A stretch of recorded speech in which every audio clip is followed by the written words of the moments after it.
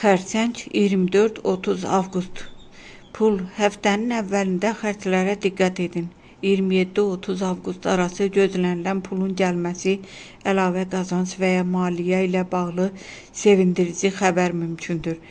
Sevgi, keçmişdə yarımçıq qalmış bir söhbət yenidən gündəmə gələ bilər. Münasibətdə olan xərçənglər üçün həftə sonu yaxınlaşma və barışıq enerjisi güclənir. İş 26-28 avqust yeni imkan və mühüm qərar üçün əlverişlidir. Səbr etdiyiniz bir işdə nəticə almağa başlaya bilərsiniz. Diqqət! 25-26 avqust emosional qərarlardan və ailə daxilində mübahisədən uzaq durun. Ən şanslı gün 29 avqust.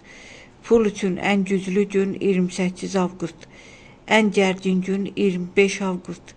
Həftənin mesajı: gecikən bir xəbər nəhayət sizə çatacaq və qərar verməyinizə kömək edəcək.